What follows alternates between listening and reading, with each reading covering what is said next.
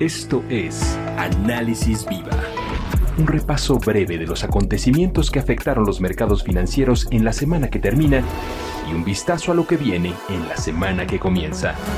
Análisis Viva. ¿Qué tal? Bienvenidas, bienvenidos. Mi nombre es Salvador Leal y les doy la bienvenida al podcast semanal de la Bolsa Institucional de Valores, Análisis Viva. El día de hoy nos acompaña Alejandra Marcos, ella es directora de Análisis y Estrategia de Casa de Bolsa Intercam. Muchas gracias, Ale, por estar con nosotros en este Análisis Viva. Encantada de estar con ustedes, Salvador, como siempre, un gusto. Si te parece bien, comencemos con la parte global y luego nos vamos a ir lo más local. Hablemos, si te parece bien, acerca de datos relacionados con el PMI, este Purchasing Managers Index, al cual tú nos has indicado que es pues justamente uno de los factores que hay que revisar, que hay que ver, que hay que tener en el radar. Sí, correcto. Justamente esta semana se publicaron estos PMIs, que son indicadores adelantados de actividad económica de China. Nos permiten conocer un poquito más a fondo cómo va de manera adelantada tanto las manufacturas como los servicios. Y lo que se esperaba es que viéramos un fuerte rebote. La realidad es que en donde vimos el crecimiento fue en el sector de servicios, que se ubicó en 53.2 puntos, que lo que habla es que la economía nuevamente se está expandiendo. Pero en el caso de las manufacturas, desafortunadamente por segundo mes consecutivo se ubicaron en 49.8 puntos, que indica que la economía no solo se está desacelerando, sino que entra en un terreno de contracción. Esto es básicamente porque vemos todavía disrupciones en las cadenas de suministro, vemos también disrupciones en el suministro de energía y por lo tanto es muy probable que hacia adelante veamos que las expectativas de crecimiento económico en este gigante asiático van a comenzar a ser revisadas a la baja. Justamente hablando de cadenas de suministro, hay una preocupación a nivel global de que las restricciones que se tienen en estas cadenas están en el centro de la inflación y están provocando una presión fuerte inflacionaria. Es correcto, y yo creo que nadie sabe con certeza cuánto tiempo más vamos a ver estas disrupciones en las cadenas de suministro, que sin duda alguna han traído un efecto muy importante por el lado de la oferta y por lo tanto vemos esta aceleración en la inflación, yo te diría prácticamente a nivel global. Y a esto también se viene a sumar costos mayores de logística, en donde, por ejemplo, los datos apuntan a que los puertos en China están en su congestión más alta y esto podría convertirse ahora sí que en el cisne negro hacia adelante, porque nadie sabe con certeza ni cuánto tiempo más van a durar las disrupciones, ni qué efecto van a tener al final de cuentas en la inflación, porque también hay que recordar que si bien es cierto que han tenido un impacto directo en la inflación, nadie sabe con certeza qué tan persistentes van a ser. Entonces me parece súper importante señalar que se mantienen como un riesgo importante para la recuperación y sobre todo para la inflación hacia adelante. Siguiendo un poco en esta misma línea, pero ahora desde el punto de vista local, esta semana en México conocimos datos acerca de la balanza comercial. ¿Cómo nos fue, Ale? Sí, esta semana ya vimos nuevamente se ligan 2 meses consecutivos con un déficit que es mucho mayor a estimados 3.902 millones de dólares. Vemos un comportamiento negativo en las exportaciones, en donde caen 4.6%, las petroleras caen 6%, las no petroleras 4.5%, las importaciones también retroceden 3.4% las petroleras, 0.2% crecen las no petroleras, pero vemos cómo al interior los bienes de consumo y los bienes intermedios sí muestran una contracción de una otra manera importante. Al final de cuentas, este tema de balanza comercial y los datos de estos últimos 2 meses sugieren que sí estamos viendo afectaciones concretas por esta tercera ola de COVID a nivel mundial y por supuesto estas afectaciones que justo hablábamos hace unos momentos porque han tenido un impacto muy, muy importante. Además, también conocimos datos sobre la actividad económica en nuestro país, que junto con el dato de inflación es de las dos cosas a las que hay que ponerles atención. ¿Cómo estamos en términos de actividad económica? Sí, también esta semana es correcto, salió el IGAE del mes de agosto, fue menor estimados, fue 7.1%, de manera no estacionalizada 7.7%, y habla de una otra manera que la economía mexicana prácticamente se ha estancado en los los últimos 4 meses. Para darte un dato concreto y entender un poco más la dimensión, mes a mes el IGAE creció apenas en 0.5% y no logra compensar la caída del mes anterior del 1.1%. Entonces podríamos estar viendo hacia adelante que el tercer trimestre del año la economía mexicana no solo no va a tener crecimiento, sino también es posible estimar una ligera contracción. Ahora, todos estos datos apuntan a que la desaceleración en el segundo semestre del año en la economía mexicana y por supuesto en la global ha sido un poquito más pronunciada de lo que inicialmente se esperaba y que hacia adelante, como lo vamos a ver en el caso de China muy seguramente, es que veamos revisiones a la baja sobre el crecimiento económico de México para el 2021.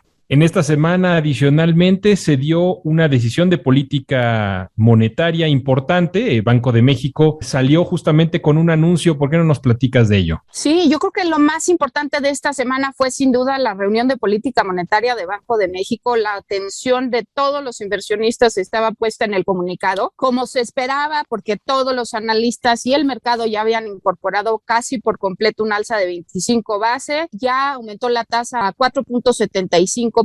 La decisión fue por mayoría en esta ocasión. Ahora 4 miembros votaron a favor de subir la tasa, uno solo, que es Gerardo Esquivel, votó a favor de mantener la tasa, que no sorprende la postura de Esquivel, ya que ha sido bastante consistente en una postura bastante dovish o acomodaticia, justificando que el alza de la inflación que estamos viendo en México es temporal. Pero también es importante decir que Banco de México nuevamente revisa al alza las proyecciones para la inflación para este año, en donde está esperando 6.2% contra 5.7% previo, y la convergencia hacia el objetivo prácticamente se mantiene sin cambios en el segundo o tercer trimestre del 2023. Pero creo que es importante señalar, y de acuerdo al comunicado de Banco de México, que preocupan estos cuellos de botella que hemos platicado durante toda esta charla, en donde los choques de la oferta en las cadenas de suministro han tenido sin duda un impacto importante. Esta persistencia del alza a la inflación ha sido mayor a lo que inicialmente se esperaba, y también revisan la subyacente ahora a 6.3% contra 5.7% previo. Creo que a final de cuentas debemos de empezar ya a incorporar que Banco de México lo que va a hacer hacia adelante es seguir aumentando la tasa de referencia en las próximas 2 reuniones y acabaremos muy probablemente en 5.25, pero no solo eso, dado que ya la Reserva Federal anunció la semana pasada que va a iniciar este programa de retiro de estímulos tan pronto como en noviembre, o este tapering, pues en el 2022 no le va a quedar a otra más que a Banco de México seguir subiendo las tasas de interés. Entonces, yo creo que ya queda confirmado por completo que estamos frente a un ciclo restrictivo, y sí creo que el tono del comunicado por parte de los miembros de la Junta de Gobierno de Banco de México apuntan a un tono mucho más hawkish de los últimos comunicados. Movámonos, si te parece bien, a la próxima semana con datos que van a salir, particularmente que afectan a nuestro vecino del norte en términos de inflación. Sí, yo creo que los inversionistas van a estar sumamente al pendiente del dato de empleo. Este va a ser el reporte más relevante, porque si te acuerdas, ha habido muchísima volatilidad en las últimas cifras de empleo que han estado pues afectadas por una u otra manera por esta tercera ola de COVID y por estos estímulos fiscales que finalizaron en septiembre y que de una u otra manera habían procurado mayores ingresos hacia la población. Entonces, muy al pendiente del reporte de empleo. También vamos a tener los indicadores adelantados,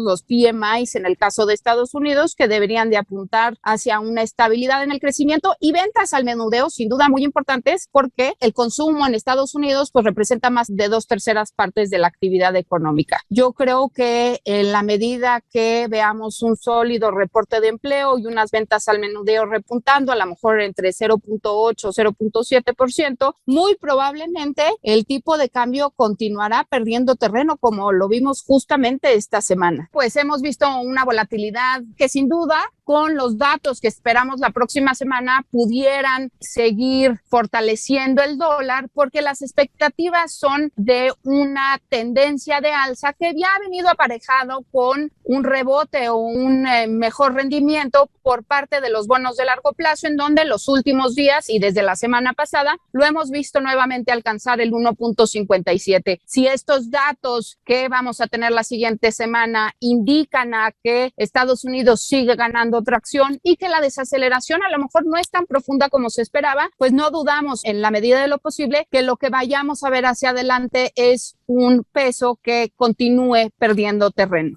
Y justamente en esta coyuntura de volatilidad, en esta plática que tenemos acerca de la volatilidad que se está dando en el tipo de cambio, me da mucho gusto darle la bienvenida a Pablo Ampudia. Él es ETF Fund Manager en Quanta Shares. Pablo, platícanos un poco acerca de esta volatilidad y de la coyuntura en la que se da este espacio. Salvador y Alejandra, es un gusto estar con ustedes el día de hoy. Efectivamente, de parte del equipo de Quanta Shares, le tenemos a la audiencia la herramienta perfecta para aprovechar estas fluctuaciones cambiarias que te permitirán capitalizar ganancias frente a estos movimientos. Específicamente, el dólar track replica el rendimiento del dólar frente al peso, por lo que si tú como inversionista estás esperando un alza en el dólar track te permitirá aprovechar ese movimiento. Y el peso track replica el rendimiento inverso del peso mexicano frente al dólar. Por lo tanto, ante una perspectiva de fortaleza de la moneda mexicana, el peso track es una herramienta que te permitirá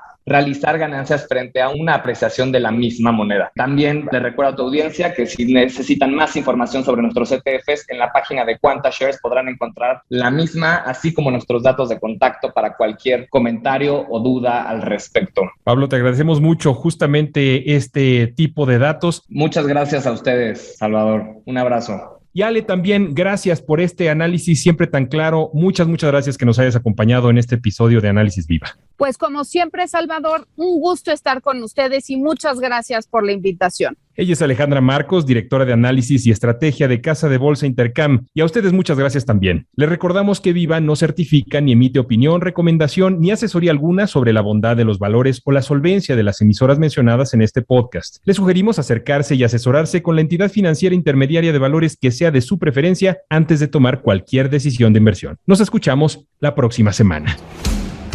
Análisis Viva. Suscríbete a nuestro podcast y visita nuestro sitio web www.viva.mx para que obtengas la información más completa de los mercados en México.